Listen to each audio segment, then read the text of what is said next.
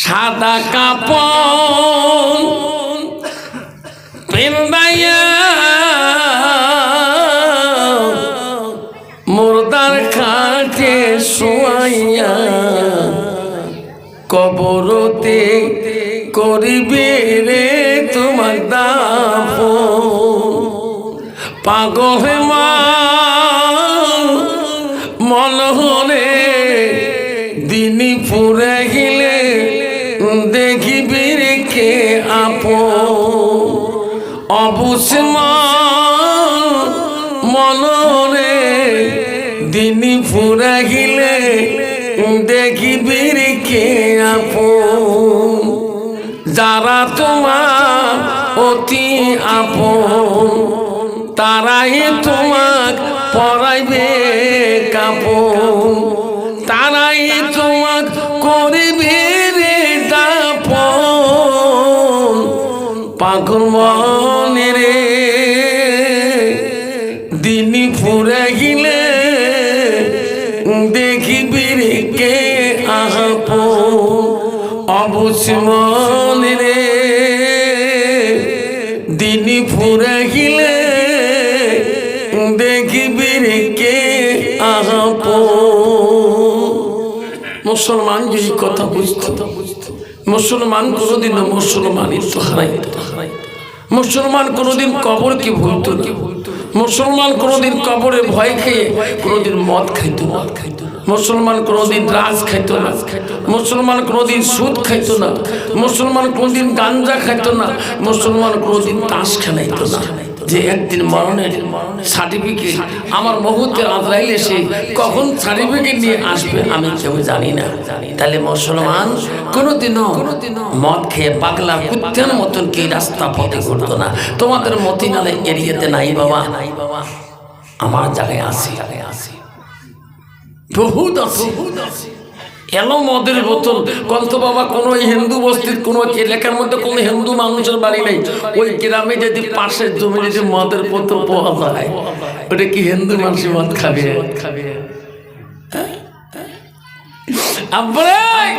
মুসলমান যদি মদ না খায়, মুসলমান যদি গান্দা না খায়, মুসলমান যদি তাস না খায়, এই গোয়ালপাড়া জেলাতে, ধুবড়ি জেলাতে, আসামের ভিতরে তাসের কোম্পানি বন্ধ হয়ে যাবে। ধরুন ঠিক না?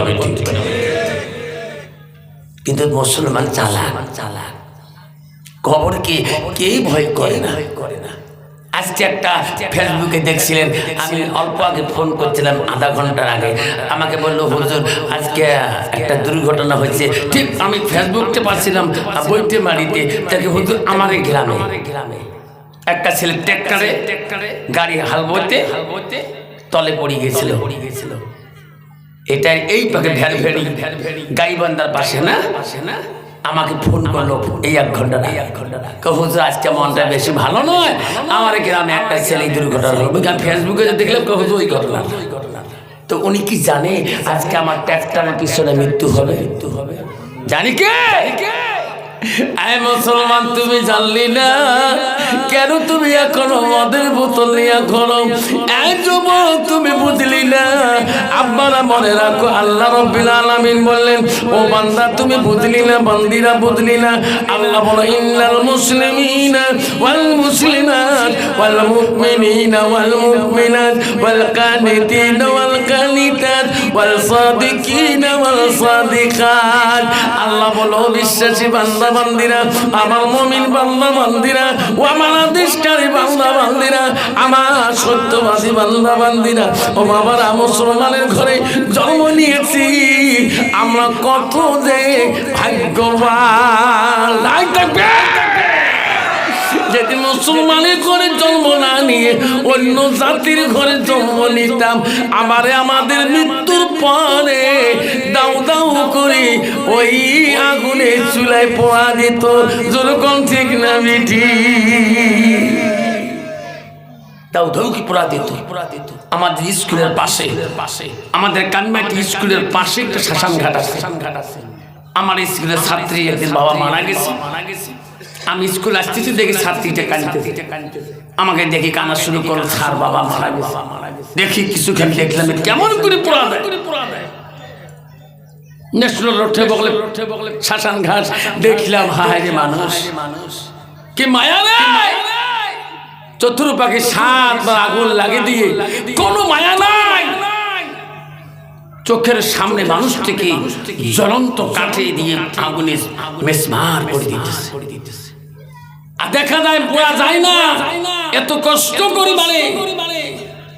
আজকে আমরা কত মরার পরে পরে এত সুন্দর করে তুলতি, ভাই আসতে নেন, ভাই নামান, ভাই ভাই এত কবরে জুড়ে না পড়ে, হায় কত আদর আসতে করি নে। এমন জাগায় নিবিড় সোনা যে জাগার নাই বিছানা,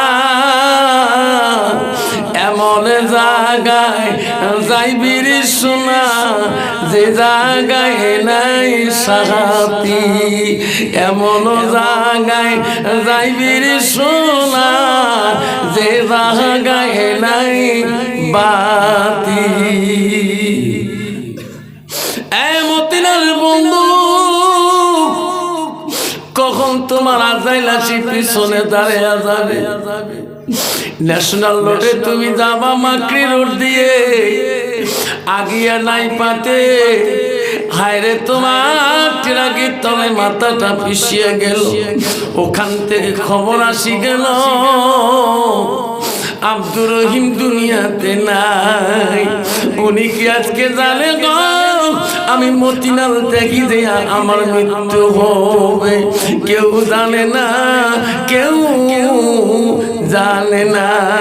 ও আমার বোনেরা, আমারা সোনেরা কুমা, আল্লাহ রাসূল কি বললেন? আলমারাতু ইযা সাল্লাত খামসাহা, আমার নবী বলে কোন একটা মেয়ে যদি 5 ওয়াক্ত নামাজ পড়ে, ওয়াসামা শাহরুহা, ওই মেয়েটা যদি রমজান মাসে রোজা করে, আমার রাসূল বলল ওয়া তাবালাহা, ওই মেয়ে হাসানাত ফারজাহা, ওই মেয়েটা যদি পর্দায় পুশিদায় ঘুরে, আমার রাসূল বলল ওয়া তাবালাহা, ওই মেয়েটা যদি স্বামীর খেদমত করে, আমার রাসূল বলল ফাকাদ কুলু মালাইয়ু আবওয়াবিল জান্নাতিল শাদ, নবী বলল ওই নারীদের জন্য আল্লাহ 8টা জান্নাতের দরজা খোলা রাখবে। নাই থাকবে। কিন্তু বাবা আমার মা বলে না, আমাদের মরার পরে পরে কন্ত বাবা, আমি যদি গ্রামের প্রধান নেতা হই, প্রেসিডেন্ট, মেম্বার, কাউন্সিলের জেলা পরিষদ হই বা এমপি এমএলএ হই, আমার জন্য কি স্পেশাল কাপড় হবে নাকি? যেটা জন্য 4টে কাপড় দেওয়া সব মানুষের কবর তো 3.5 হয়, এটা 4.5 হবে। একটা মিসকিনেরও যতটুকু পোশাক, ওই তো খোদার খেলা, ওই তো খোদার নীলা। সকাল বেলা ধনীর ভাই ফকির, সন্ধ্যা বেলা বাসে কাটিবে, খালে বানাইবে, সেই কাটুতে তুলিবে সারি জনায়, থুয়া আসিবে তোমারে প্রাণ আর তো চাইবে না। ভাই কান্দিবে, ভাতিজা কান্দিবে, আপন সত্য কেউ তো ছাড়িবে না। ঘরের বিবি কান্দিয়া মিটাইবে বাসনা, ওই তো খোদার খেলা, ওই তো খোদার নীলা। সকাল বেলার ধনী রে ভাই তুই ফকির, সন্ধ্যা বেলা।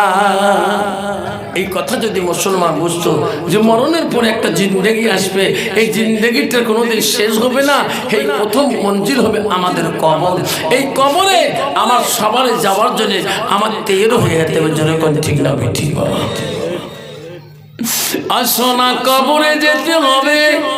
আমা বলে রাখ, আমার শুনে রাখো মা, নবীজির প্রথম স্ত্রী ছিল মা হযরতে খাদিজাতুল কুবরা।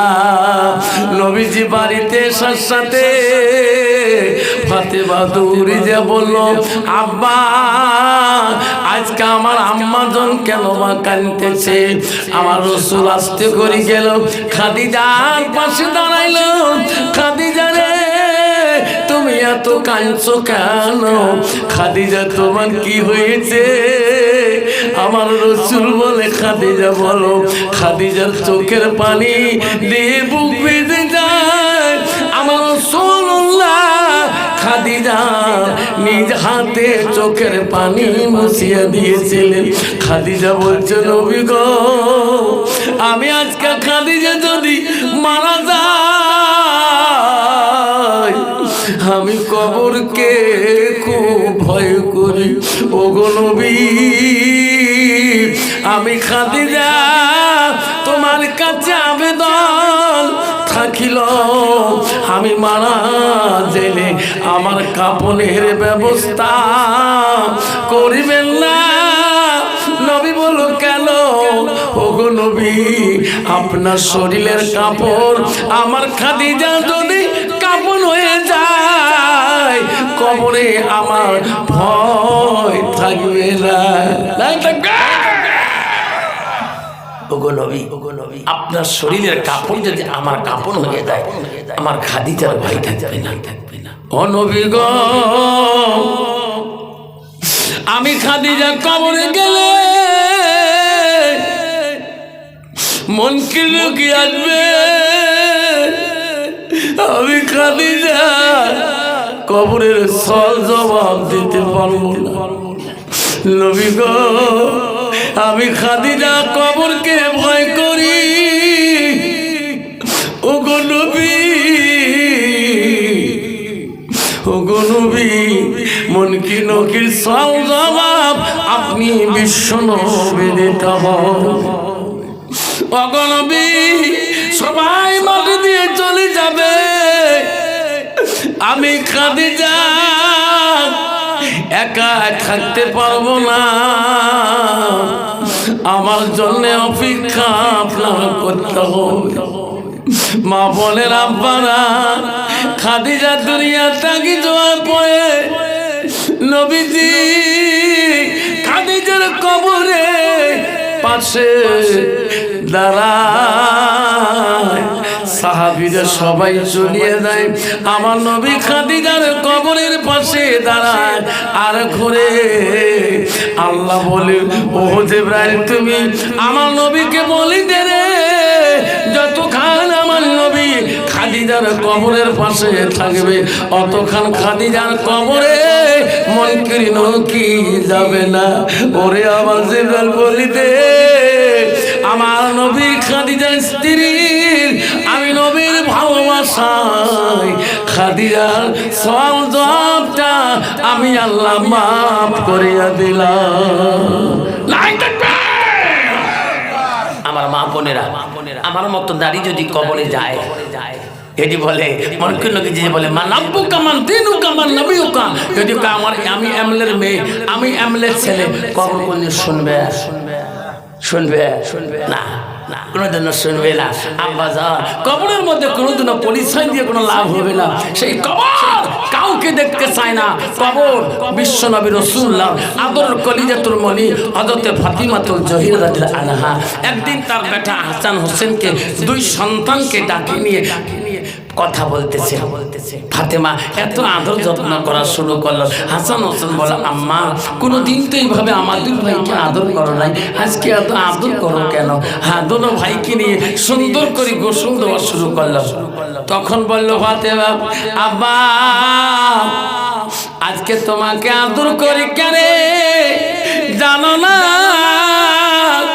আমি ফাতেমা যদি মারা যাই, কালকে তোমাকে আদর করবে। কইছে, মা আজকে তুমি এত সুন্দর করে গোসল দিছো মা আমাদেরকে, মা কোনদিন এইভাবে তুই আমাকে গোসল দাও নাই। ফাতিমা বলছে, বেটা রে, তোমার নানা জামান আজ 6 মাস কাল হয়ে যায় কবরে। আমিও ফাতেমা কবরে যাওয়ার সময় হয়েছে। বাবা আমি আজকে তোমার দুইকে পরিষ্কার করে গোসল করে দিয়ে যাই। আমি ফাতেমা মারা গেলে রে সোনা, এই জগতে তোমাকে আর গোসল দিয়ে দিলে গোসল তো আয়া থাকবে না। হাসান হোসেন দোনো ভাই কান্দে, দোনো ভাইয়ের চোখের পানি দিয়ে মুখ ভিজে যায়। হযরত আলী বাড়ি মুখে আসলে দোনো ভাই দৌড়ে যায় হাসান হোসেন আলীকে পাঞ্জা করে ধরল। আব্বা মা আজকে আমার মা বলে কি বলে বাবা? আমার মা বলে ওই দুনিয়া থেকে চলে গেলে আমার আদর করাইয়া কেউ থাকবে না। আজকে আমার দোনো ভাইকে এত আদর যত্ন করলেন। হযরত আলী বাগার ঘরে গেলেন, ফাতেমাকে বুঝাইলো, ফাতেমা রে আমার মানিক দুইটা তুমি কি বলছো? কইছে স্বামী গো ঠিকই বলছি, আমিও তোমার দুইটা কথা বলি যাই গো স্বামী। আমি তোমার মহব্বত স্ত্রী। আমার আব্বা বিশ্বনবী রাসূলুল্লাহ কবরে যাওয়া কতদিন হয়ে গেল। আমি ফাতেমা যদি আজকে রাত্রি মারা যায় আমাকে দিনের মধ্যে জানাজা দিবেন না। কেন কেন অগ অস্বামী গো, আমি ফাতেমা আমি এত পর্দায় পুষিদায় ছিলাম, কোন বেগুনা পুরুষ আমাকে দেখতে পারে না। সেই জন্য আমাকে দিনের মধ্যে আমাকে মাটি দেবেন না। ওগো স্বামী আমি যদি মারা যাই আমাকে রাতারাতি আমাকে কাফন দাফন করিয়া দেবেন। হযরতে ফাতেমা রাত্রিকালে ইন্তেকাল হয়ে যায়। হযরত আলী হযরতে আবু জর গফফারিকে তার চাচাকে ডাকে বলে, চাচা গো তোমার বৌমা দুনিয়া থেকে চলে গেছে, আপনি কবর রেডি করুন। হযরতে আবু জর গফফারি আমা বলেরা হযরত ফাতেমাতুল জোহরার কবর খানদান করে। হযরতে আবু জর গফফারি কবর খুঁড়িয়ে আবু জর কবরের সঙ্গে কথা বলে, হে কবর তুমি জানো কি আজকে কে থাকবে এখানে? এখানে থাকবে রহমাতুল লিল আলামিনের আদরের কলিজার টুকরা হযরতে ফাতেমাতুল জোহরা। কবর রে ও কবর, ফাতেমার সঙ্গে কখনো তুমি বেয়াদবি দেখাইও না। আবার আবু জর গফফারি বলছে, কবর এখানে কে থাকবে জানো না? এখানে থাকবে আসাদুল্লাহ গালিব, আল্লাহর এত শক্তিমান একজন শেরে আলী, তার আদর স্ত্রী মোহাব্বতের স্ত্রী ফাতেমাতুল জোহরা। ফাতেমাতুল জোহরার সাথে কবর আলীর স্ত্রীর সাথে ব্যবহার খারাপ করিও না। আবার বলছে কবর এখানে কে থাকবে জানো না? এখানে থাকবে হাসান হোসেনের আম্মা জান। হাসান হোসেন মার সাথে বেয়াদবি করিও না। আবার বলছে কবর তুমি জানো না এখানে কে থাকবে? এখানে থাকবে রে নারীদের সর্দার আলী। কবর নারীদের সর্দার আলীর সাথে বেয়াদবি দেখাইও না। সঙ্গে সঙ্গে কবর থেকে আওয়াজ আসছিল, এই আবু জর, আবু জর সাবধান, শিক্ষর দিও না। আমি কবর আমি শুনতে চাই না, নবীর বেটি আমি শুনতে চাই না, ওই হযরত আলীর স্ত্রী আমি শুনতে চাই না। হাসান হোসেন মা, আমি শুনতে চাই না। হযরত আলীর স্ত্রী নারীদের সন্তানিনী, ও কবর আবু যর শুনে রাখ, আমি কবর শুনতে চাই। উনি যদি নবীর বেটি হয়ে থাকে, আমল যদি ভালো হয় আমার সাথে সৎ ব্যবহার পাবে, আর যদি আমল ঠিক না হয় আমার সাথে ভালো ব্যবহার পাবে না।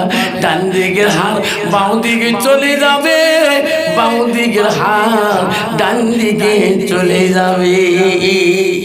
বাবা আবু যর তাফসীরে আছে, আবু যর গফফারি যেদিন ফাতেমার কবর থেকে আওয়াজটা পাচ্ছিল এমন চিৎকার দিয়েছিলেন, চিৎকার হযরত আবু যর গফফারি জগৎ ছাড়া হয়েছে, বাড়ি ছাড়া হয়ে গেছিলেন। আবু যর গফফারি সংসার করে না, কাঁদতে কাঁদতে পাগল হয়ে গেছে। আল্লাহ, একটা নবীর বেটির কবর থেকে যদি আওয়াজ শোনা যায় তাহলে আমাদের মতো মানুষের কবরের অবস্থা কি হবে? জোরে কোন ঠিক না ঠিক। আজকে মুসলমান আমার মা বলে, আমরা শুনে রাখো মা, ও মা আপনারা জান্নাত যেতে চান, আল্লাহ নবী বললেন ওয়াতাত বালাহা, মা তোমার স্বামী আছে মা, স্বামীর সাথে মধুর সুরে কথা বলবে। মা তোমার স্বামী যখন আসবে স্বামীর সাথে মিষ্টি সুরে কথা বলবেন। আমার রাসূল বলল ওয়াতাত বালাহা, স্বামী যখন আসবে ওয়া জাউজুহা আনহা, স্বামীর সাথে এমন মধুতে কথা বলবেন, স্বামীর সাথে খুশি ওই বিবি স্বামীর কাছে তুমি যদি রাজি খুশি হয়ে যাও, আল্লাহ রাসূল বলে তোমার কথায় যদি স্বামী রাজি হয়ে যায় দাখালাতিল জান্নাত, নবী বলে ওই মেয়েটা প্রবেশ করবে জান্নাতে।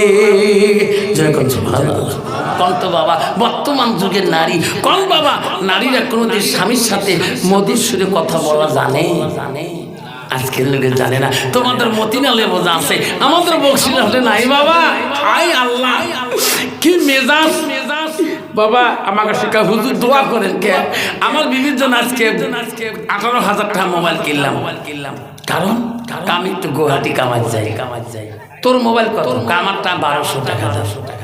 কয় কিরি ওনার যে বউয়ের জন্য 18,000 টাকার মোবাইল, আর বউয়ের জন্য 1200 টাকার মোবাইল। কারণ কয় না হুজুর তোমার ভাবি বলে মাঝে মাঝে বলে ভিডিও কল কাট করবে। পাগলা নাকি? সে একটা মোবাইল কিনে দিয়ে চলে গেছে শ্বশুর ঘরে, এক গুয়াহাটি কামাই চলে গেছে। প্রায় পুরো কাম চলছে 15 দিন পর্যন্ত কাম না, একদিন হঠাৎ করে বড় বাবু ছুটি দিচ্ছে ডিবুর বাবু, আজকে তোমাদের সবারই তাও ছুটি। তো মনে করলো মরমের মা 18,000 টাকা মোবাইল কিনে দিয়েছি, আজকে দেখি নয়া মোবাইলের ভলিউম কেমন আওয়াজ করি। ইনার 1200 টাকার মোবাইল দিয়ে 18,000 মোবাইল ফোন লাগাইছে, খালি বিজি লাইন পাই না। কেরে এত বিজি কেরে? এই নাম্বার কি কেরা কাটা জানে?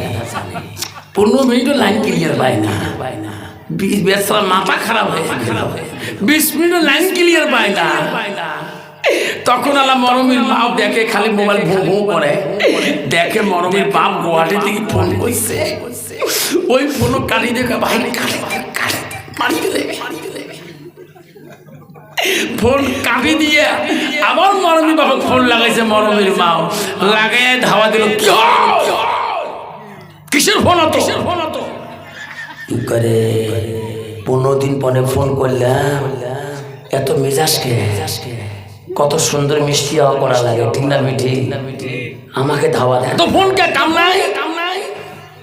ভাই কাম তো আছে ঠিকই, তোর নতুন মোবাইল এত বিজি কে? তো কাই ফোন করে, ঠিক না মিঠি? জানো না আমার 14 গোষ্ঠী মামা সবাই কাল ভিডিও কল করে। এখন যে কাই যে ফোন করে ওটা তুই গুয়াহাটি থাকি জানে না।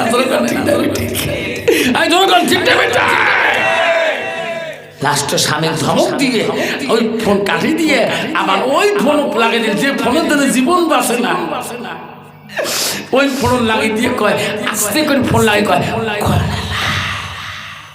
দেখছে বললে হল মধু মশা ফোন। আমার মা বলে না আমার গো নিজের স্বামীকে ফোনে ধমক দিয়া ওই প্রেমিকের ফোনে মধুমাখি দিলা। আমারা জানো না তুই আমানতের মাল খেয়ানত করতেছ। মা ও মতিলালের মা দেখো মা, স্বামীর মনে দুঃখ দিলা মা, তুমি জান্নাত কেমন করি পাবা? বিশ্বনবী রাসূলুল্লাহ সাল্লাল্লাহু আলাইহি সাল্লামের মহব্বতী স্ত্রী ছিল মা হযরতে মা আয়েশা সিদ্দিকা। নবীজির প্রথম বিবি নাম বললাম হযরতে খাদিজাতুল কুবরা, দ্বিতীয় বিবি নাম হলো হযরতে সাউদা রাদিয়াল্লাহু তাআলা, তৃতীয় বিবি নাম হলো হযরতে মা আয়েশা, চতুর্থ বিবি নাম ছিল হযরতে জয়নব, নবীজির ৫ নম্বর বিবি নাম হলো হযরতে হাফসা, নবীজির ৬ নম্বর বিবি নাম হলো হযরত উম্মে সালমা, নবীজির ৭ নম্বর বিবি নাম হলো হযরত উম্মে হাবিবা, নবীজির ৮ নম্বর বিবি নাম হলো হযরতে মাইমুনা, নবীজির ৯ নম্বর বিবি নাম হলো হযরতে সুফিয়া, নবীজির ১০ নম্বর বিবি নাম হলো হযরতে রায়হানা, নবীজির ১১ নম্বর বিবি নাম হলো হযরতে মারিয়া। নবীজির এখন নাকি ১১ জন বিবি চলে যায়, কোন বিবির কথার দ্বারায় আমার রাসূলুল্লাহ কষ্ট পায় না। সুবহানাল্লাহ, সুবহানাল্লাহ। কন্ত বাবা, বর্তমান যুগে আমার একটা করে যে বিবি আছে, আমাদের বিবিরা আমরা কথার দ্বারা কষ্ট পাইলে না পাই, পাইলে না পাই, তোমার তি না পা। কত বিবি আছে স্বামী কিনে রে বাবা, আছে না নাই? কত বউ আছে কি কিলন কিলে, রাতের মধ্যে এমন ঢুকে মরে না, স্বামীর ৫ রাত লাগে দেয়, বেশি কথা বললো না বাবা। কত নারী বাবা, নারী কয় প্রকার জানেন না? নারী হল ৪ প্রকার, হস্তেনী, কদমনী, সাংখিনী, রহস্যনী। একদল নারী আছে স্বামীর সাথে ২৪ ঘন্টা লাগাতার লাগি থাকে, স্বামীটা বাড়ি থাকতে পায় না,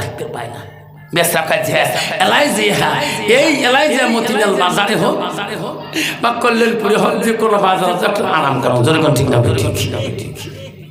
আর কতগুলো নারী আছে বাপ, স্বামী খাবার দিয়ে খালি গোলাম ঘোরে। কয় প্রকার নারী বাবা। হ্যাঁ বা বলে না, আমার রাসূলুল্লাহ বাড়িতে চলে গেছেন, আসি দেখে মা আয়েশা রাদিয়াল্লাহু তাআলা আনহা, নবীজি ঘরে ওই দিন কিতাবে আছে, ওই দিন নবীজির ঘরে কোনো বাতি ছিল না, মোম জ্বলার মতন ব্যবস্থা ছিল না। মা আয়েশা রান্না অবস্থা, রান্না অন্ধকার অবস্থায় ওই দিন রান্না বাড়া করেছিলেন। কারণ মা আয়েশা কোনোদিন নবীর কাছে জোর করে কথা বলে নাই, কারণ নবীর কাছে ডিমান্ডও করে নাই। ওই দিন মোম জ্বলার মতন মমই ছিল না, কিন্তু পয়সা নবীজির কাছে ছিল না, খরচ ছিল না। মা আয়েশা ওই দিন অন্ধকারে রান্না বাড়া করছিলেন। নবীজি বাড়ি যাওয়ার সাথে সাথে বলল, আয়েশা বাড়িতে মম ছিল না? হুজুর আজকে মম জ্বালার মতন কোনো বুদ্ধি নাই, আমি রান্না বাড়া করেছি। নবীজি খানা খাইলেন, নবীজি মা আয়েশা রাগ করি বললেন, না আজকে আমি অন্ধকারে আছি, আমার মতো নারী বলি রে, 2 দিন যদি কারেন্ট না থাকে, 3 দিনের বেলা যদি মম কিনি না নেন, স্বামীর হুল ধরে দিবে, ঠিক না বেঠি? মা আয়েশা রাগ করলো না। খানা খাওয়ার পরে নবীজিকে নিয়ে শুয়ে পড়ল গো। মা আয়েশার একটা গুণ ছিল, নবীজি না খাইলে আয়েশা আগে খাইতো না, নবীজি না ঘুমাইলে আয়েশা আগে ঘুমাইতো না। বর্তমান যুগের নারী, ডিজিটাল যুগের নারী, স্বামী নাই খাইতে ওনার আগে 2 বেলা হয়ে যায়, ঠিক না বেটি? ঠিক না বেটি? স্বামী নাই ঘুমাইতে ওনার আগে ঘুম ধরি যায়, ঘুম ধরিয়া নাকের গেঙাড়ি উঠে, স্বামী যে পানি চাবার সাহস পায় না, ঠিক না বেটি? মা বলে না, আয়েশার কি গুণ ছিল মা, নবীজি যখন ঘুমিয়ে যায় আয়েশা ঘুমিয়ে যায়। আয়েশা কিছুক্ষণ পরে চেতন পেয়ে গেল, ঘরে মন ছিল না, বাতি ছিল না। ওই দিন আয়েশা জাগরণ হয়ে দেখে নবীজি তার কাছে বিছানাতে নাই। আয়েশা কান্দে রে, আয়েশা বিছানা খোঁজে, ঘরে মোমবাতি নাই, কোথায় নবী গেল গো? আমার নবী সারা বোঝে না, আমার নবী আমাকে এত ভালোবাসে। নবী কোনো দিকে গেলে আমাকে জিজ্ঞাসা করি, কোনো দিকে গেলে আমাকে বলিয়ে যায়। আয়েশা অন্ধকার ঘরের ভিতরে চুবড়িতে খালি খোঁজে, কোথায় গেল নবী আমার। মা বলে রাখ নবীজিকে আয়েশা ওই ঘরের ভিতরে খুঁজতে খুঁজতে আয়েশার হাতটা দেয় নবীজির মাথার মধ্যে লাগে গেল। দেখে রে আমার নবী ঘরের কানি কোনাতে সিজদার মধ্যে কাঁদতেছে।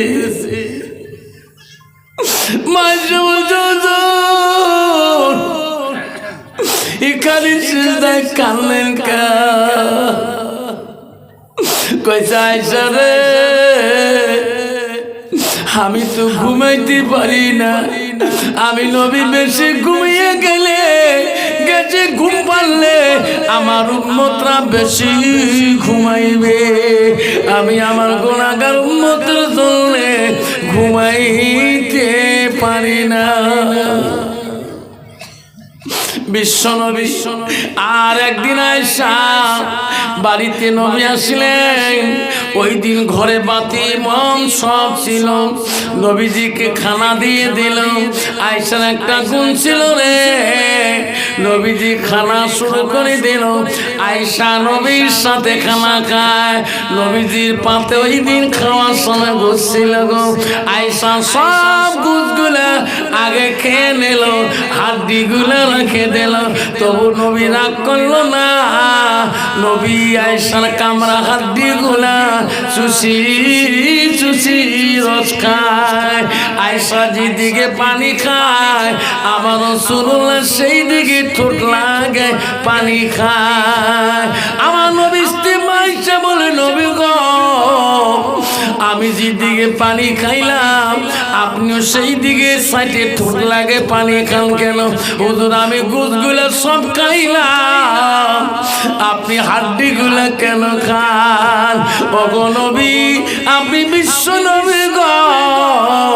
নবী বলছে আয়েশা রে তোমার কামরা হাড্ডি আমি যদি খাই, আমার কামরা হাড্ডি তুমি যদি খাও, আমি যেদিকে পানি খাইছি আয়েশা তুমি সেই দিকে যদি খাও, আল্লাহর কাছে সেই পানিটা রহমতের পানি হয়ে যায়, সে হাড্ডিটা রহমতি হাড্ডি হয়ে যায়।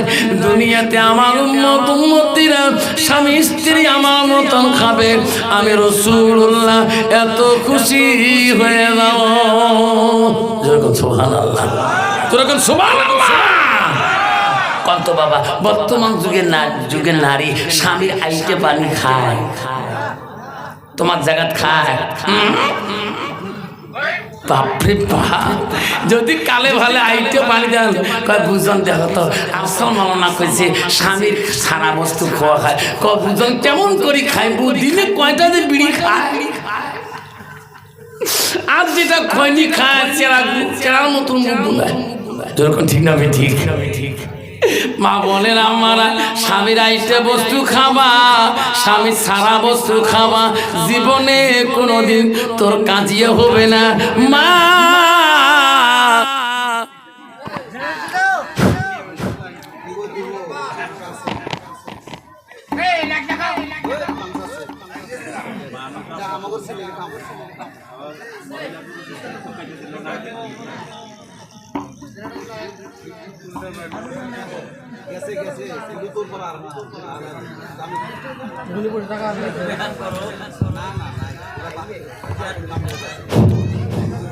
এখন থেকে লা ইলাহা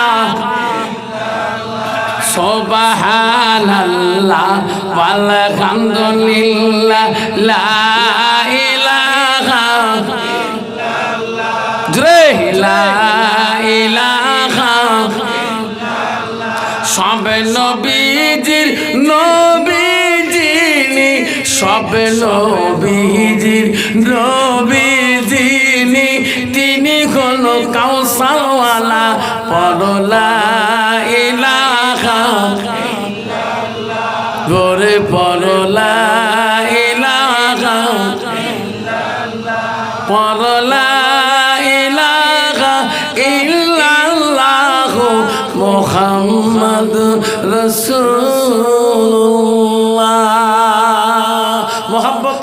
সাল্লাল্লাহু আলাইহি সাল্লাম। বন্ধুগণ আমার, বিশ্ব নবী রাসূলুল্লাহ ওই দিন আয়েশাকে নিয়ে আমার নবী ওই দিন ঘুমিয়ে পড়ল গো। ওই দিন বাতিও আছে, মোমো জ্বলে, ঘরটা আলোকিত। কোন মানুষ যদি উঠে জানা যাবে আয়েশা ঘুমিয়ে গেল গো, কিন্তু নবীও আগে ঘুমে গেল। আয়েশা কিছু গান পরে চেতন পেয়া দেখে রাসূলুল্লাহ বিছনায় নাই, ঘরের ভিতর নাই। কি হবে অবস্থা? ঘরে আলো আছে, ঘরের ভিতর নবীজি নাই, বিছনায় নাই, কোনো জায়গায় নেই। আয়েশা টেনশনে পড়ে গেল। আল্লাহ, নিশ্চয় আমার কোন বেঈমান কাফের আমার রাসূলকে ছিনতাই করে নিয়ে গেল। আল্লাহ, আমি আমার রাসূলকে এত ভালোবাসি। আল্লাহ আল্লাহ, আমার নবী কোনো দিকে গেলে, কারো বাড়িতে গেলে আমাকে বলিয়ে যায়। আল্লাহ, সেই নবী কোন দিকে গেল? এখনো কেন নবী নাই? নবীর খবর আয়েশা শুরু করলেন। আয়েশা চোখের পানি বন্ধ হয় না। কেমন স্বামীর ভালোবাসা রে! রাসূলের স্ত্রী আয়েশা দুনিয়াতে দেখে গেছিল, এত কান্দে ওই দিন আয়েশা। চতুর্দিকে খবর ছড়িয়ে গেল রাসূলুল্লাহ ঘরতে নাই, কারো বাড়িতে নাই। আয়েশা মনোভাব হইল রে, নবীজি নিশ্চয় কোন মসজিদে গেছে নাকি, ইবাদতের জন্য গেল নাকি, অ্যাডভান্স মসজিদে গেল নাকি। আয়েশা চতুর্দিকে মসজিদের খবর নিল, কোন মসজিদ রাসূলুল্লাহ নাই। আয়েশা কান্দে পাগল হয়ে গেল গো। আয়েশা বাড়ি থেকে মসজিদে আল্লাহ কুবরার দিকে যাবে। আয়েশা দূরে থেকে দেখে সামনে গেলে জান্নাতুল বাকি কবরস্থান। আয়েশার নজরে জান্নাতুল বাকি কবরস্থানটা নজরে পড়ল। দেখে রে, আমার নবীর মতন একজন মানুষ দাঁড়িয়ে আছে গো। আয়েশার সন্দেহ হলো এটাই নাকি আমার নবী। আয়েশা খুব লাহে গেল, যাতে আওয়াজ আমার নবী পায় না। আস্তে আস্তে আয়েশা কাছাকাছি গেল, নবী যাতে দেখতে পারে না। আমি আয়েশায় জায়গায় এসেছি। দেখে আয়েশা দূরে থেকে দেখে হয় ওই জান্নাতুল বাকিতে মা খাদিজাতুল কুবরার কবর আছে গো। আমার নবী গভীর রাতে জান্নাতুল বাকি কবরস্থানে আমার নবী কবরের পাশে কাঁদতেছে আর বলতেছে, আল্লাহ, যেদিন তাকে খাদিজা চলে গেছে কবরে, আমি নবী ঘুমাইতে পারি না। আল্লাহ আল্লাহ, আমার খাদিজা কেমন আছে? আল্লাহ আল্লাহ, আমার খাদিজা কেমন আছে? আল্লাহ, কিয়ামতের দিন আমার খাদিজার সঙ্গে আমার সাক্ষাৎ করে দিও আল্লাহ। আয়েশা দূরে থেকে সব শুনতেছে। আয়েশা মনে মনে দুঃখ, হায় রে, আমার নবী এখনো খাদিজার কথা বলতে পারে না। আজ কতদিন হলো মারা যাবার, আমার নবী এখনো খাদিজার গুণে দোয়া করি কান্দে। আয়েশা না দেখা দিয়ে আড়ালে আড়ালে আগে বাড়িতে আসলেন, নবী যাতে না জানে আমি আয়েশা সেই জায়গায় গেছিলাম। আয়েশা এত তীক্ষ্ণ নারী ছিলেন, এত ব্রেনিয়াল নারী ছিলেন। আর নবীজির এখন থেকে 11 জন স্ত্রী ছিলেন, তার থেকে সবচেয়ে বেশি বুদ্ধিমতী তীক্ষ্ণ নারী, আকিলুন, বড় বুদ্ধিমান নারী ছিল মা আয়েশা সিদ্দিকা আম্মা জান। নবীজি বাড়ি আসলেন, আয়েশা কোনো সাউন্ড দিলেন না। নবীজির সামনে যে মিষ্টি সরিয়ে বসলেন আর বসি বলল, রাসূল, আমি একটা কথা বলতে চাই। কি আয়েশা বলেন? ওগো নবী, আমার আব্বা আবু বকর সিদ্দিক, আমি আমার আব্বার আদরের কলিজার টুকরা। ওগো নবী, আমার আব্বা আবু বকর তোমার সঙ্গে 7 থেকে 9 বছর বয়সী তোমার সাথে আমার বিবাহ বন্ধন দিয়েছে। নবী গো, কোনদিন আমি আয়েশা তোমার খেজমতে ত্রুটি করি নাই। নবী গো,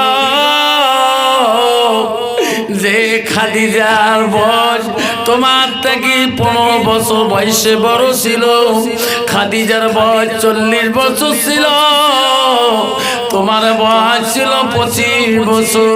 ওই খাদিজার গুণ তোমার অন্তর থেকে এখনো যায় না। নবী গো, খাদিজার গুণে দোয়া করলে আমার আয়েশার গুণে কি একটা বার দোয়ায় নাম নিলেন না? একটা বার আয়েশার নাম নিয়ে দোয়া করলেন না? ওগো নবী, আমি আয়েশা তোমাকে তো ভালোবাসি। যে বিবি একজন বুড়ি ছিল, তার গুণ তোমার অন্তরে এত বেশি। আমার একজন কি নারী আয়েশা, আমি একজন কুমারী স্ত্রী, আমার গুণ কি তোমার অন্তরে নাই? আমার নবী কথা বলে না, আমার নবী শুনে আর কান্দে, খালি কান্দে। আমার নবী চোখের পানি দিয়ে দাঁড়িয়ে ভিজিয়ে দেয়। আমার আম্মা বোনগণ বলে, ওগো নবী, জবাব না দিয়ে কেন কান্দেন? তোমার কি হলো, কান্দেন কেন? নবী বলে, আয়েশা রে, আয়েশা তুমি আমার খাদিজাকে কেন তুই বুড়ি বললি? আয়েশা, আমার খাদিজার বয়স আমার থেকে 15 বছর বয়সে বড় হতে পারে। আয়েশা, আমার খাদিজাকে কেন তুই বুড়ি বললি? আয়েশা, আমার খাদিজার জীবনের এত কষ্ট করেছে। আয়েশা, আমার খাদিজার জীবনের একদিনের কষ্ট তুমি সারা জীবন যদি দেখাও, আমার খাদিজার একদিনের কষ্টের সমতুল্য হবে না। আয়েশা, আমার খাদিজা ছিল দুঃখের দিনের স্ত্রী, ও আয়েশা তুমি হলো সুখের দিনের স্ত্রী। আমার মা বলে না, আম্মারা খবরদার, মা বলে না, ও মা, তোমার স্বামী কবরে যাওয়ার সময় হয়েছে, মা রাগ করি কথা বলিও না, নরম সুরে কথা বলবা। ও মা, তোমার স্বামী যদি নরমে তোমার কথা খুশি হয়ে যায়, রাসূল বলো, যাওজুহা আনহা আলাদিন, তোমার কথায় যদি স্বামী রাজি হয়ে যায়, অন্তর ঠান্ডা হয়ে যায়, নবী বলো ওই নারীটা হবে সর্বপ্রথম জান্নাতি। আপনার আমার খলিফাতুল উমরের জামানায় পৃথিবীতে 4জন রাষ্ট্রপতি ছিল, 4জন খলিফাতুল মুসলিমিন ছিলেন। প্রথমে ছিল হযরতে আবু বকর, দ্বিতীয় ছিল হযরত উমর, তৃতীয় ছিল হযরত ওসমান গনি, চতুর্থ খলিফা ছিল হযরতে আলী। এই 4জন খলিফার মধ্যে সবচেয়ে রাগান্বিত খলিফা রাষ্ট্রপতি ছিল হযরতে উমরের দরবারে একটা ফকির ছিলেন, ভিখারি। সকালবেলা আসি ডাক মাসি, খলিফা বাড়িতে আছে কি, আমাকে কিছু দান করা যাবে? খলিফা উমর খুব দান পছন্দ করত। হযরত উমর দান করাটা বেশি ভালোবাসতেন। খলিফা উমর নিজ হাতে ওই দিন দান করিবেন। ফকির আওয়াজ দিচ্ছে বাইরে থাকে, কেউ আছেন কি, আমাকে কিছু দান করবেন? খলিফা উমর মনে করলেন কোনবা দেশের মুসাফির, দান নিয়ে যে তার হাতে দিবেন, কিছু দান করে দিয়ে দিলেন। দেখে একটা বাচ্চা ওই ফকিরটার সঙ্গে আছে। খলিফা উমর ধমক দেন, বেয়াদব, বাচ্চাটা কেন? কইটা আমার বাচ্চার সঙ্গে নিয়ে ভক্তি করো, খবরদার এই বাচ্চা নিয়ে দ্বিতীয় দিন আমার বাড়িতে আসবা না, কারো বাড়িতে যাবা না। এই বাচ্চার অভ্যাস হবে ছোট থেকে প্রতীক্ষা করা অভ্যাস, কাজ কাম ভালো লাগবে না। কইছে খলিফা এত রাগ করলেন, আমি বাচ্চাটা নিয়ে কারো বাড়িতে এখনো যাইনি, সর্বপ্রথম তোমার দরবারে আছি। খলিফা, এই বাচ্চাটার সম্পর্কে আপনি জানেন কি? না। এই বাচ্চাটা কবরের ভিতরে 1 বছর পর্যন্ত আল্লাহ জিন্দা রাখছে। যেরকম সুবহানাল্লাহ, যারা বলেন সুবহানাল্লাহ। খলিফা ওমর বলল সম্ভব। হ্যাঁ ফকির, কেমন করিয়া 1 বছর কবরে জিন্দা রইল? ফকির অল্প শোনাবা, আমি শুনতাম। ফকির বলছো খলিফা মদিনা, আমি এক সময় বড় গরিব ছিলাম, অভাবী ছিলাম। আমার বাড়িতে এত অভাব ছিল, দিনে খাইতে পাই নাই, আল্লাহর হুকুম অমান্য করি নাই। আমি এত কষ্ট জীবন যাপন করছিলাম। খলিফা একদিন বাড়িতে আসি, দেখি আমার বিবি কাঁদতেছে, খিদার জ্বালায় কাঁদতেছে। বিবিকে বললাম, বিবি রে কান্দো কেন? কইছে গো স্বামী, আজ 2 দিন ধরে চৌকা আগুন জ্বলে নাই, খানার মতন কোনো বুদ্ধি নাই। খলিফা গো, আমার বিবির চোখের পানি দেখে আমি সহ্য করতে পারলাম না। ওদিন বিবির কাছে বললাম, বিবি রে আর কষ্ট করা খাইবে না, আমি বিদেশে সফরে গেলাম, বিদেশে যাব, কাজ করব, বাড়িতে খরচ পাঠিয়ে দেব, বাড়িতে পয়সা পাঠিয়ে দেব, বিবি কাঁদিও না। খলিফা গো, আমার বিবি বড় আল্লাহওয়ালা মুত্তাকিন পরহেজগারী ছিল, আমার বিবি পর্দানিশী ছিল, আমার বিবি 5 ওয়াক্ত নামাজি ছিল। ওগো খলিফা, আমি যখন বিদেশে কাজ করতে যাব, আমার বিবি বারণ করলো, বাধা দিল, না যাবেন না। স্বামী গো, আপনার মা নাই বাবা নাই, আমি তোমার স্ত্রী মহব্বতে আমি এখন গর্ব হয়েছি, কিছুদিন পরে আমার বাচ্চা হয়ে যাবে, আপনার কেউ আপনজন নাই, আপনি বিদেশে গেলে আমার পাশে কে দাঁড়াইবে?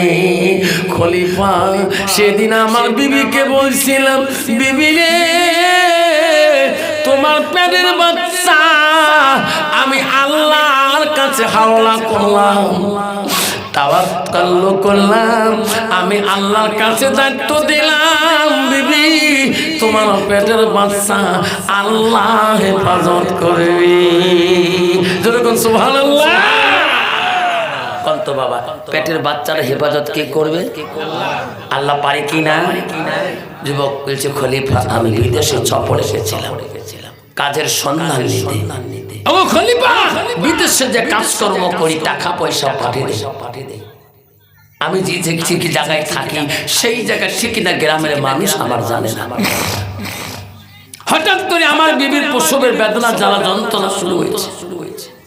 আমার বিবির পেটের বাচ্চা দুনিয়াতে ভূমিষ্ঠ হয় নাই। গ্রামের নারী যত আছে সবাই তো ধাইমা হয়ে যায়। একটা মেয়ে যদি বাচ্চা হয় গ্রামের মেয়েদের একটা মায়া মমতা থাকে, যেরকম ঠিক তবে ঠিক সবাই যায় আল্লাহর কাছে দোয়া করে, আল্লাহ বোনটা যাতে বাচ্চারা তাড়াতাড়ি নরমালি খালাস হয়ে যায়। আল্লাহ সমস্ত মহিলারা একজোট হয়ে সবাই আল্লাহর কাছে দোয়া চায়, আল্লাহ কষ্ট দিও না, আল্লাহ তুমি বাচ্চাটাকে নরমালি দুনিয়াতে দেও আল্লাহ। খলিফা মুসলিমি গ্রামের সব মহিলারা আমার বিবির বাচ্চাটা খালাস করার জন্য বহু চেষ্টা করেছিলেন, কিন্তু আমার বিবির বাচ্চাটা খালাস হয়। আমার বিবির পেটে বাচ্চাটা থাকাকালীন আমার বিবি ইন্তেকাল করে গেছে। আমি জানি না, আমি বিদেশে ছিলাম, মানুষ মারার পরে রে কেউকে দুনিয়াতে রাখতে চায় না। একটা মানুষের বংশধর যদি কেউ না থাকে, মতিনালে যদি মারা যায় ফকিরটা, তবু তার কবরটা হবে ওই মতিনাল কবরস্থানে। যেরকম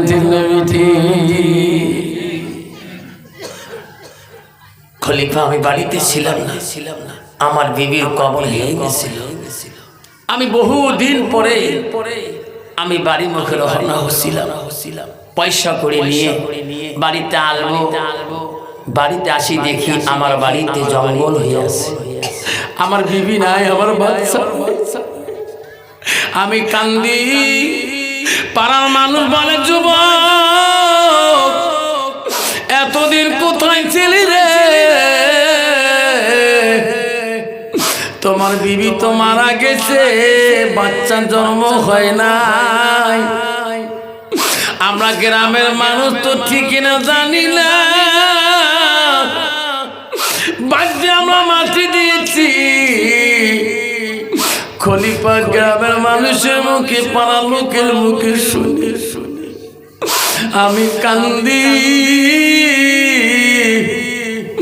আমার বাড়ির পাশে যেখানে বাড়ি ছিল ওই বাড়িওয়ালা আমাকে বলে কান্দিও না যুবক রে,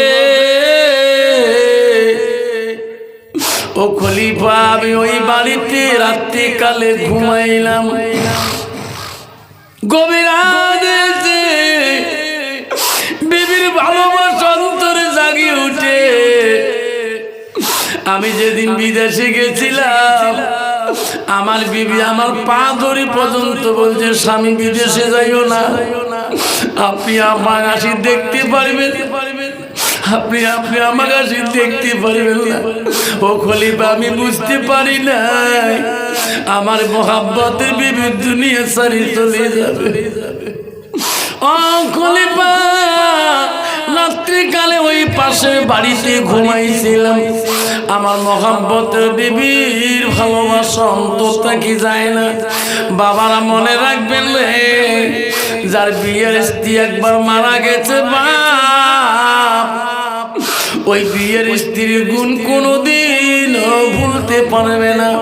আমার রাসূলুল্লাহ পর্যন্ত ভুলতে পারে না।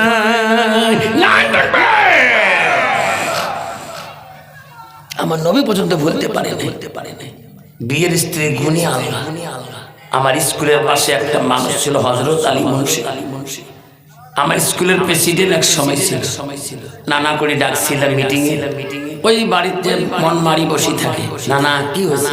ভাই তো নানি মরার থাকে আমার শরীরটা বেশি ভালো না, এত সম্পদ এত বিল্ডিং ভালো লাগে না, মনটাকে তো নানির পাশে কবরে শুয়ে থাকে, তার কি মহব্বত। আল্লাহ কয় তোমার নানি এত আমার মহব্বত করছিল ভাই, আজকে মারা যাবার 3টে বছর হয়ে গেল, এখনো মনটা আমার কান্দে। বেচারা কিছুদিন আগে মারা গেল। আমি দেখছিলাম অমন স্ত্রীর ভালোবাসা, এত মানুষের কাছে ভালো গুণ করছিলেন, এত ভালো মানুষের কথা বিবির গুণ করছিলেন যে আমার বিবির মতন গুণ মনে হয় এই গ্রামে একটা মহিলাকে দেখি না। যতক্ষণ সুবহানাল্লাহ নবীজি বলছে যে স্বামী নিজের স্ত্রীর গুণের কথা বলবে, আর ওই স্ত্রী যদি আল্লাহ তার গুণ স্বামীর গুণে সে স্ত্রী হবে জান্নাতে। যতক্ষণ সুবহানাল্লাহ। আমি বলছিলাম না তো কান্দিস কেন? সবসময় বেচারা নামাজে গেলে হুক করে কান্দিলেন। কইছে আমার অন্তরে চোখের নজরে তো নানিমা আমার সামনে দাঁড়িয়ে আছে। তাহলে কি ভালোবাসা! আর বর্তমান একদল যুবক আছে, বউ যদি বেমানি হয়, বউ ভালোই হয়তো আকেন গিয়ে করতে চাই জন্য ঠিক যাবে। কি ভালোবাসা! মক্কা হুজুর বিয়ে করাই খেয়ে কে এটা অসল, কি কি আসল মানে এটা কি বীর স্ত্রী করলে? হ্যাঁ চলে না, চলে না বাবা, এটা নবীর কথা। হাজার ভালো সুন্দরী বউয়ার ওই নেংলি স্ত্রীটা, কুজি স্ত্রীটার গুণ নবীজি বলছে আয়েশা আমার খাদিজাতুল কুবরা এত কষ্ট করেছিল। আয়েশা আমার খাদিজাতুল কুবরার একদিনের কষ্ট তুমি আয়েশা যদি সারা জীবন দেখাও একদিনের সমতুল্য হবে না। ও খলিফাতুল মুসলিমিন, আমি রাত্রিকালে বিবির গুণে ভুলতে পারি না। রাত্রিকালে ঘুটিয়ে বাইরে একটু ঘুরতে গেছিলাম, দেখি একটা আগুনের আলোর মতন জমিন থেকে আকাশ পর্যন্ত দেখা যায়। যখন সুবহানাল্লাহ। খলিফা গো আমি দৌড়ি দিয়ে ঘরে ঢুকলাম। ও খলিফা আমি সকালবেলা ওই বাড়িওয়ালাকে জিজ্ঞাসা করলাম, ভাই রে তোরা রাত্রি কালে কি বাইরে বেরান না? তোমাদের কি জরুরত হয় না? কেন ভাই কি হয়েছে? আমি রাত্রি কালে বাইরে বেরাইলাম, এই সামনে না একটা আলো দেখা যায়, আলোটা জমিন থেকে আকাশ পর্যন্ত ঝিলমিল ঝিলমিল করে আলোটা, এত সুন্দর আলোটা, এত সুন্দর আলো জমিন দেখা যায়। ওইটা কিসের আলো?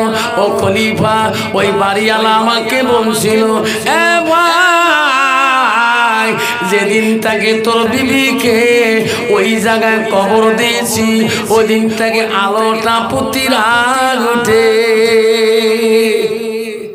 খলিফা, আমি চিন্তায় পড়লাম, আমার বিবিকে যেদিন থেকে ওইখানে কবর দিয়েছিল ওই দিন থেকে আলোটা দেখা যায়। খলিফা, আমি ঘুমাইতে পারলাম না, পরে রাত খলিফা, আমি পরে রাত্রি আল্লাহর কাছে কাঁদলাম, আল্লাহ, আমার বিবি জীবনে নামাজ কায়দা করে নাই, আল্লাহ, আমার বিবি কোনোদিন বিপর্দায় চলে নাই, আমার বিবি এত সতীর্থ ছিল, আল্লাহ, আমার বিবি আমার এত খিদমত করেছিল, আজকে আমার বিবি আযাব কেন দুনিয়ার মানুষ দেখবে? আল্লাহ, আমার বিবির আলো এত দুনিয়াতে কেন হলো? এত আগুনের আলো কেন হলো? খলিফা এই মনোভাব নিয়ে পরে রাত্রে আমি দেশের মানুষ, পাড়ার মানুষ সবাই ঘুমিয়ে গেছে, আমি আর ঘুমাই নাই। গভীর রাতে আমি আমার বিবির কবরের দিকে যাই। বাবা, বর্তমান কোন মানুষ কেউ যদি বিবিকে মাটি দিয়ে মতিনাল কবরস্থান রাত 3টার সময় যেত, তোর বিবিকে দেখিয়ে তো কোনো কয় নাকি যাবে? কোনোদিনও যাবে না। খলিফা, আমি মহব্বতে গভীর রাতে আমি আমার বিবির কবরের পাশে যে ঠিক কিনা পাচ্ছিলাম, বাড়িওয়ালা বলছিল ওই জায়গায় তোর বিবির কবর হয়েছিল। গভীর রাত, মানুষ কেউ চেতন নাই, আমি একাই কবরস্থানে গেছিলাম। যত দূর যাই ও খলিফাতুল মুসলিমিন, আমি সামনে দেয়া দেখি ওই আলোটা জমিন থেকে আকাশ পর্যন্ত উঠছে। কোনো আগুনের আলো না, কোনো আগুনের স্বাদ নাই, আলোটা নূরের আলোর মতন গো। ও খলিফা, ওই কবরের পাশে যে আমি দাঁড়াইয়া মনে মনে কান্দি আর বলি, বিবি রে, মরণের সময় তো দেখতে পারি না, আজকে কবরটা খুঁড়িয়া বিবি তোর হাড্ডি গুলা আমি দেখবো, তোমার চুল গুলা আমি দেখবো, তোমার মরা দেহটা আমি দেখবো। খলিফা, দেশের মানুষ, পাড়ার মানুষ সবাই ঘুমে গেছে, আমি একা ওই কবরের পাশে যা বসিলাম। আমি উপরের মাটি গুলা সরাইলাম, সরাইয়া দেখি যখন কবরের মাটির উপরে সরাই, মনে করা যায় এখন বোঝা মানুষ কবর দিয়ে গেল। উপরে ছাউনিটা, ওই চালটা নতুন দেখা যায়। খলিফা, উপরের কবরের ছাউনিটা আমি সরাইলাম, দ্বিতীয় ছাউনি আমি সরাইলাম। ও খলিফা, আমি আমার বিবির কবরের ভিতরে চেহারাটা দেখবো। আমার এত মহব্বতের বিবি ছিল গো বন্ধুগণ, মতিনালের বন্ধুরে, ও সোনা চাঁদরা, আব্বারা বলে রাখবে মহব্বতের বিবি কি খলিফাতুল মুসলিমিন। আমি দ্বিতীয় কবরের ছাউনিটা সারাইয়া দিলাম, তারপরে আমি বিবির চেহারাটা দেখব। ও খলিফা, লাশ ছাউনি সারাইয়া দেখি আমার এই বাচ্চাটা আমার বিবির বুকে বসিয়া খেলা করতেছি। সুবহানাল্লাহ। খলিফা দেখি বাচ্চাটা আমার বিবির বুকের উপরে বসে খেলা করতেছে। ও খলিফা, ওই দিন দেখলাম আমার বিবির মাথা থেকে কোমর পর্যন্ত জিন্দা মানুষের মতন, আর কোমর থেকে পা পর্যন্ত হাড্ডি হয়ে গেছে। এই বাচ্চাটা ওনার মার বুকের দুধ পান করতেছে। খলিফা কো মুসলিমিন, তখন আমি বাচ্চাটাকে আস্তে করে তুলি বুকের মধ্যে নিলাম, কবরটা আগের মতন করে বানিয়ে তুলাম, সুন্দর করে ছাউনি দিয়ে তুলাম। বাচ্চাটা তোলার পরে ওখানে কোনো আলো আর দেখা যায় না। খলিফা, আপনি আমাকে ধমক দিলেন। খলিফা উমর বলছেন, এই ফকির, এই বাচ্চাটাকে আমার দিয়ে জানা, বাচ্চাটাকে কি করবে শুনতে পারবে। খলিফা বলছে, ফকির রে, বাচ্চাটাকে আমাকে দাও। এই বাচ্চাটা যত পড়াশোনা, যত কিছু খরচ, যত বহন করা লাগে আমি করব, বাচ্চাটাকে আমার বাড়িতে রাখি দাও। ফকির বলছে, না না খলিফা, ও খলিফা, এই বাচ্চাটা দেওয়া যাবে না। আব্বা তো আমার সোনা চাঙ্গু, আমার মা বলে না, আমারা নবীর প্রেম তোমার ভিতরে আছে গো নাই? কার কার নবীর প্রেম আছে গো? একটা বার হাত তুলিয়া দেখায়। আল্লাহ নবী বললেন, লা ইউমিনুনা আহাদুকুম হাত্তা কুনা হাব্বা ইলাইহি মিন ওয়ালিদিহি ওয়া আওলাদিহি ওয়ান নাসি আজমাইন। আমার নবী বলে, ওই মানুষ যতক্ষণ পর্যন্ত পূর্ণাঙ্গ মুমিন হইতে পারে না, মুসলমান হইতে পারে না, যতক্ষণ পর্যন্ত নিজের ছেলে সন্তান পিতা মাতা অন্য মানুষ থেকে নবীর ভালোবাসা ওই উম্মতের ভিতরে থাকবে না। আব্বা গো শুনি রাখো বাবা, নবীর ভালোবাসা ছিল হযরত আবু বকরের কাছে, নবীর ভালোবাসা ছিল হযরত উমরের কাছে, নবীর ভালোবাসা ছিল হযরত ওসমান গনির কাছে, নবীর ভালোবাসা ছিল হযরত আলীর কাছে, নবীর প্রেম ভালোবাসা ছিল নবীর সাহাবাদের কাছে। এরকম ঠিক না ঠিক? নবীর একজন চাচা ছিল, তার নাম আবু জেহেল। কি নাম ছিল বাবা? জোরে বলেন, কি নাম? আবু জেহেল বেটার নাম কি জানেন? জানেন না? আবু জেহেলের একটা বেটা ছিল। কয়টা বেটা? একটা বেটা। নামটা জানেন? কাই না জানে হাত তোলো। হুজুর নাম জানি না। শুনতে হবে তো, হাত তোলা লাগবে না? হ্যাঁ, তুই জানে তুলু না যা। আবু জেহেলের বেটা একটা ছিল, তাফসীরে আছে ওনার নাম ছিল আকরামা। কি নাম? আকরামা। আবু জেহেল মরণের সময় আকরামাকে ওসিয়ত করেছিলেন। বাপজান, ওসিয়ত পর্যন্ত বাবা মরণের সময় ওসিয়ত করে না, এইটা দিবি তুই নিব, এইটা গাড়ি তুই নিব, এটা তুই নিব, সব ওসিয়ত করে। তা আবু জেহেল তার বেটা আকরামাকে ওসিয়ত করেছিল, বাবা আকরামা, আমি তো নবী মুহাম্মাদের কথা শুনি নাই, মুহাম্মাদের কলেমা মানি নাই, মুহাম্মাদের ধর্ম মানি নাই। আকরামা রে, আমি আবু জেহেল মরার পরে যদি তুমি মানি নাও, আমার কুরাইশ বংশের দুর্নাম হয়ে যাবে রে বেটা। তুমি কি মানবা?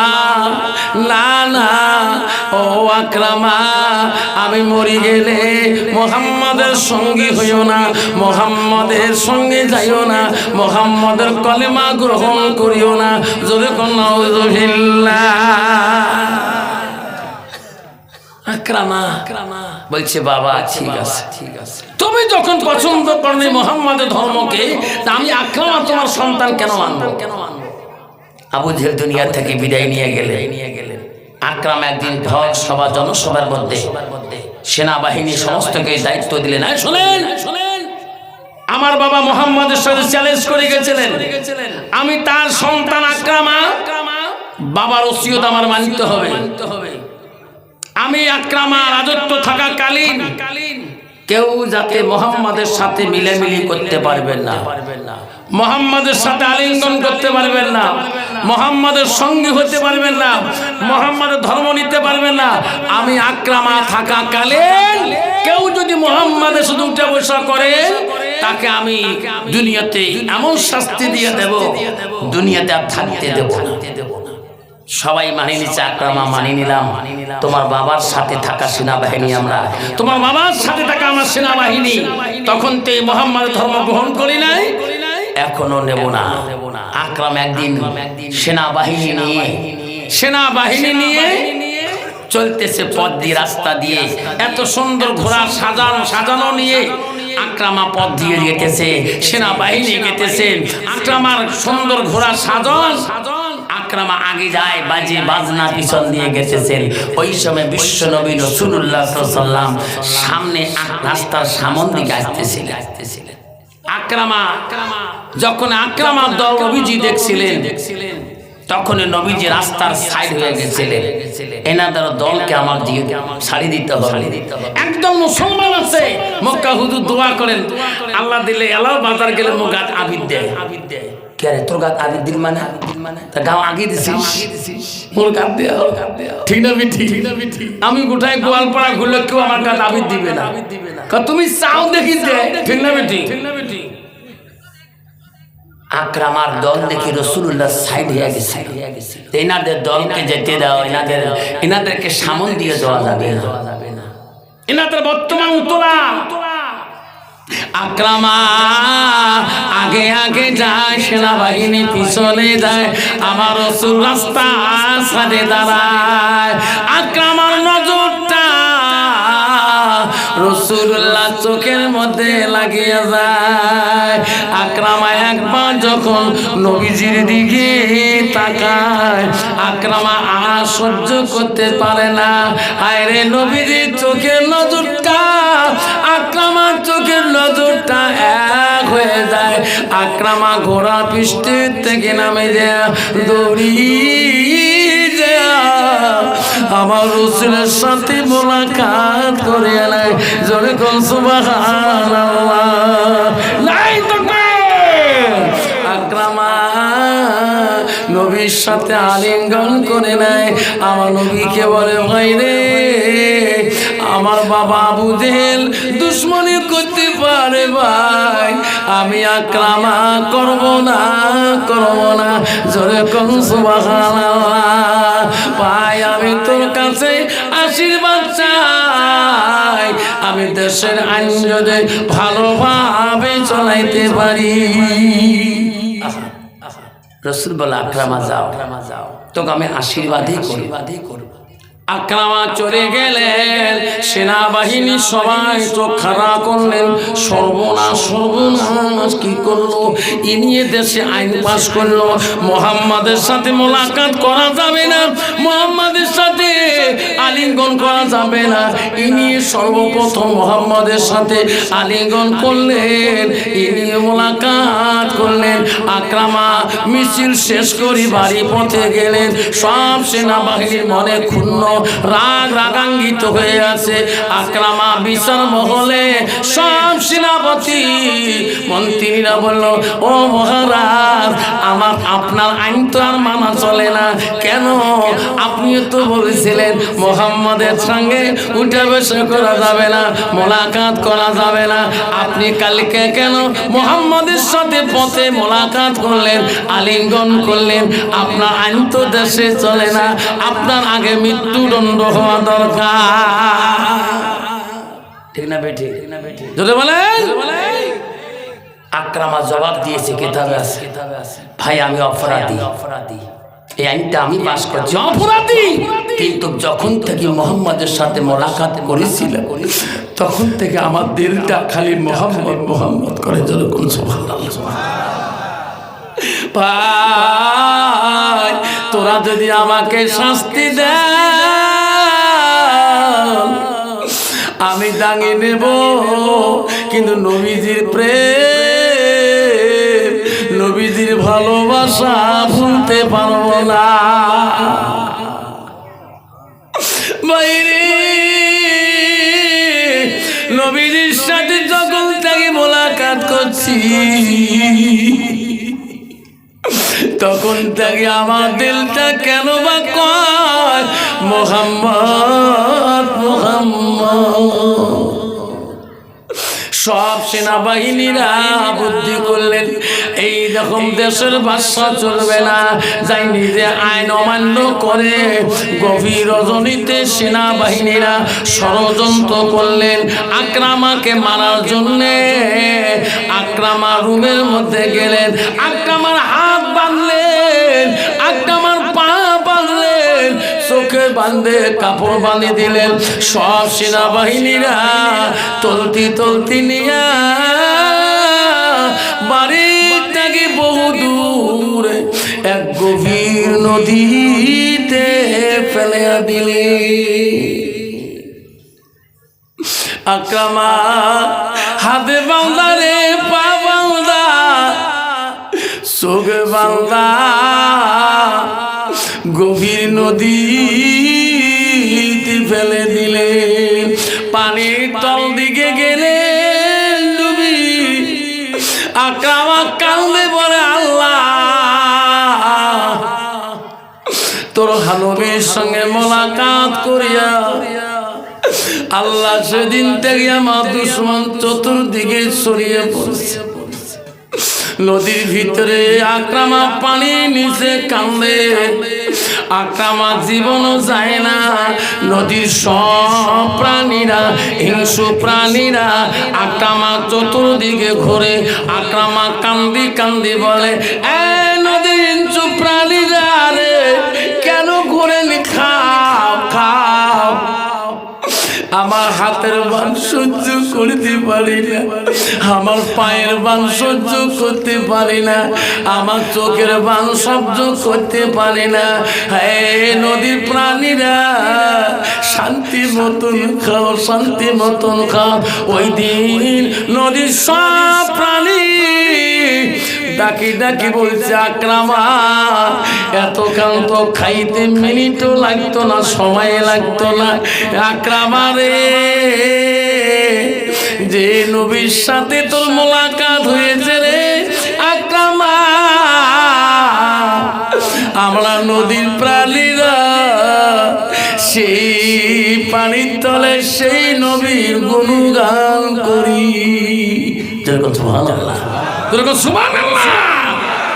আকরামা আমরা খাইতে পারি না তো, আকরামা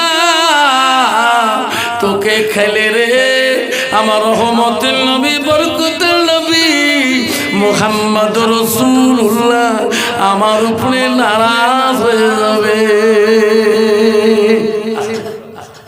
আকরামা তোর পায়ের বান কাটি দেব, তোর চোখের বান খুলি দেব, হাতের বান খুলি দেব।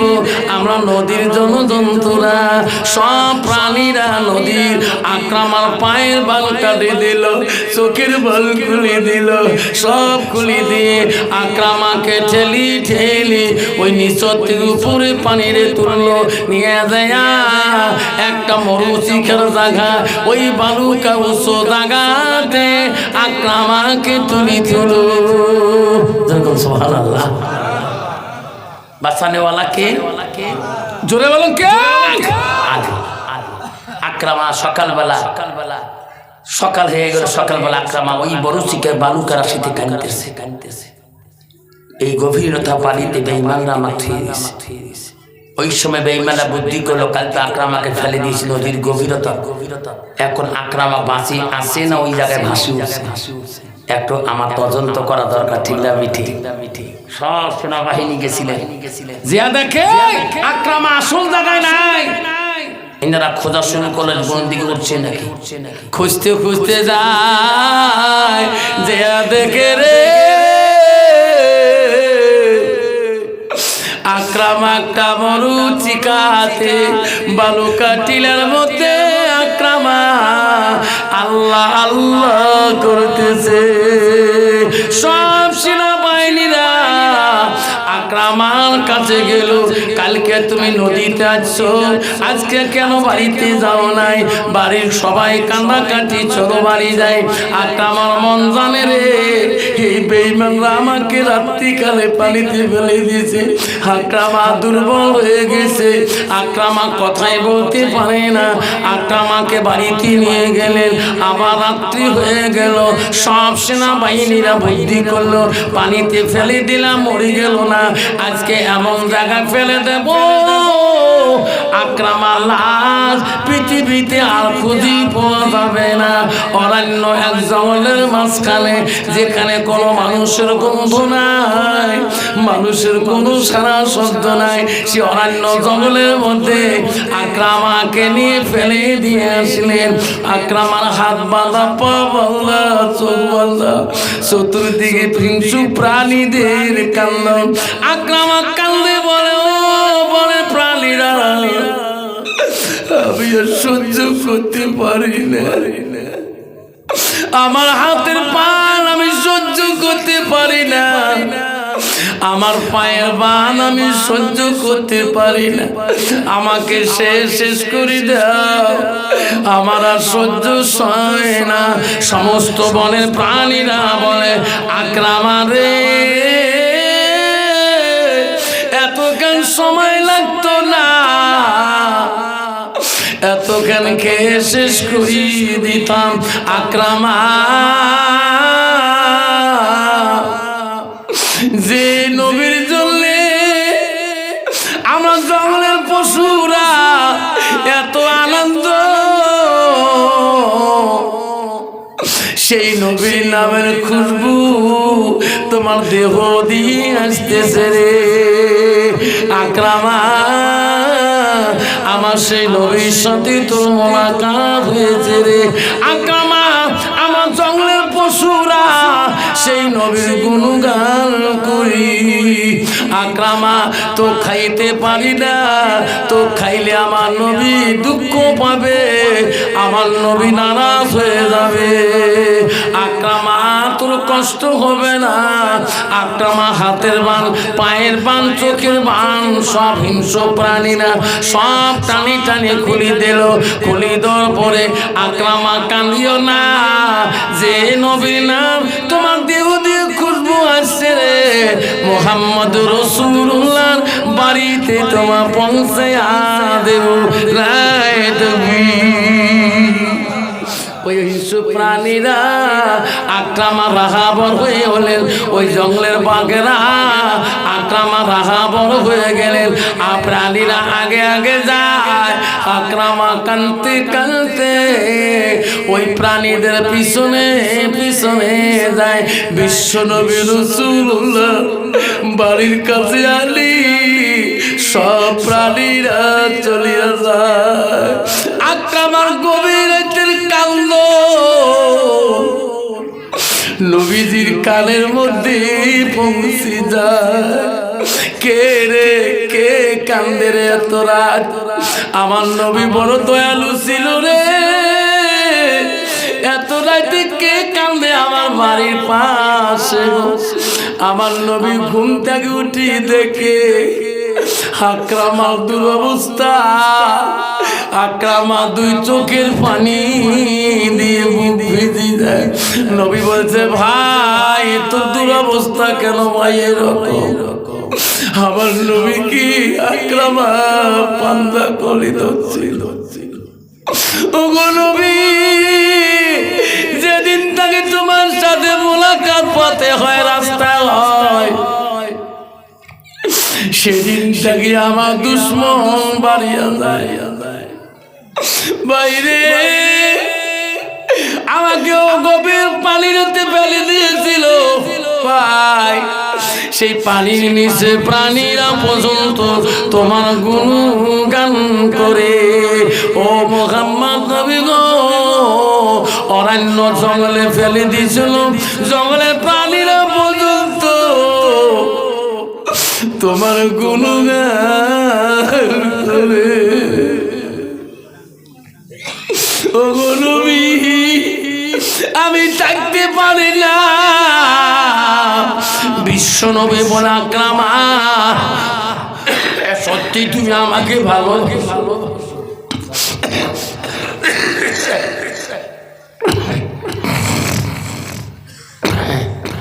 আমি ভালোবাসি। নবী বলে আকরামা, তাহলে তুমি তাড়াতাড়ি কলেমাটা পড়িয়া নাও। আকরামা পড়ে নিল লা ইলাহা ইল্লাল্লাহু মুহাম্মাদুর রাসূলুল্লাহ। আব্বা আমার সোনার তামে এই কলেমা পড়িয়া আমার বাবা কবরে চলে গেছে, আমার মা কবরে চলে গেছে। আল্লাহ নবী বলে যা মাতাল ইনসানু ইয়ানকাতানু আমালাহু ইল্লা মিন সালাসাতি। নবী বলে মানুষের মৃত্যুর পরে মানুষের সৎ আমলগুলা, নেক আমলগুলা কবরে গেলে বন্ধ হয়ে যায়। নবী বলে ইল্লা মিন সালাসাতি, তিনটা আমল কবরবাসীর জন্য বন্ধ হয় না।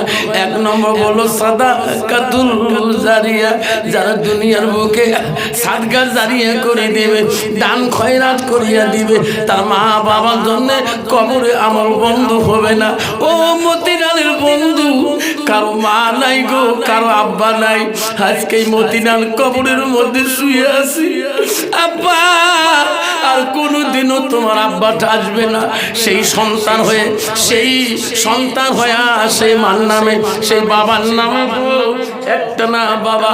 আজকে মতিলাল কবরের জন্য আব্বা জন সোনারা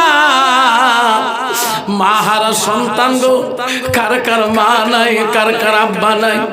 আব্বারে দোয়া করি জানলে শোনা, আমার একটা ভাবনা 5টা করে 1000 টাকা নবীর ভালোবাসা অন্তরে রাখিয়ে সেই মার নামে বাবার নামে 5টা করে 1000 টাকা আমি 10টা বাবার কাছে হাত জোর করি যাই, হাতে পাই ধরি বলি যাই, বাপ এই কবরে সবার একদিন যেতে হবে বাবা।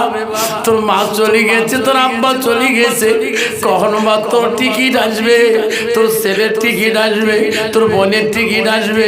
আব্বারা সেই কবরে যাওয়ার আগে তোর মার নামে বাবা সাদকাতুল জারিয়া, সাদকা জারি হিসাবে 5টা 1000 টাকা গো আমি একটা বাবার কাছে হাত জোর করি বলি, হুজুর আমার বাপ নাই, হুজুর আমার মা নাই, হুজুর আমি 5000 টাকা এই মতিলাল কবরস্থানের জন্য আমি সাদকাতুল জারিয়া করে দিলাম। একজন বাপ, একটা বাপ যদি বলে হুজুর আমি 5000 টাকা এই মতিলাল কবরের জন্য আমি 5000 টাকা আমি আমার মার নামে আমার আব্বার নামে আমি সাদকা করিয়া দিলাম, দান খয়রাত করিয়া দিলাম। আসুন আসুন একটা বাবা, আসুন না বাবা, আসুন না বাবা, হুজুর আজকে দিতে পারি না হুজুর, আমি কিছু আনছি, কিছু দিয়ে যাব, 5টা 1000 টাকা। একটা বাপ কোন আছেন বাবা, 5টা 1000 টাকা একটা বাবার কাছে গো শোনার চালা। ও মা বলে না 5টা 1000 টাকা ওই মার জনে বাবার জনে কবরে দিয়ে যাবেন গো। সেই নবী কোনোদিন তোমা ভুলতে পারবে না, যে নবী নিজের স্ত্রীর কথা বলতে পারে নাই। আসেন গো সোনার চালা আব্বা গো, একটা বাবা আছেন গো 5000 টাকা একটা নাম নিয়ে দোয়া করতে চাই, দোয়া করি যাব তোমার নামে, তোর আব্বার নামে 5টা 1000 টাকা দেব, দোয়া করি যাব 1000 আল্লাহ 1000 নাম্বার ইটা দিয়ে দেবে। কি নাম বাবা তোমার? মা বাবা আছে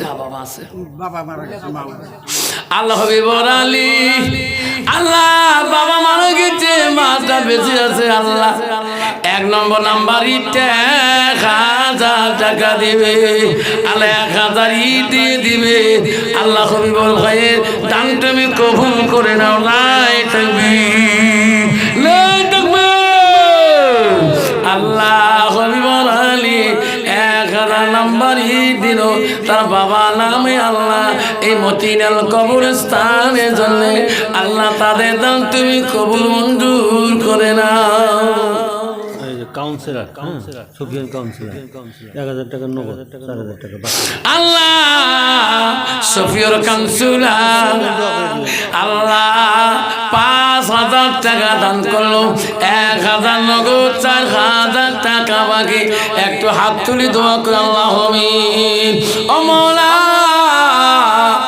তার মা বাবা দুনিয়াতে থেকে যদি বিদায় নিয়েছে আল্লাহ তার মা বাবার কবর তুমি জান্নাতে টুকরা বানিয়ে দিও আর যদি বেঁচে থাকে আল্লাহ হায়াত বাড়িয়ে দিও সুফিয়ার কাউন্সিলরের জীবনের গুনাহগুলো তুমি মাফ করে দিও আল্লাহ এই কবরস্থানের জন্য 5000 টাকা দান করছে আল্লাহ তাদের দান তুমি কবুল মঞ্জুর করে নিও লা ইলাহা ইল্লাল্লাহ মুহাম্মাদুর রাসূলুল্লাহ লা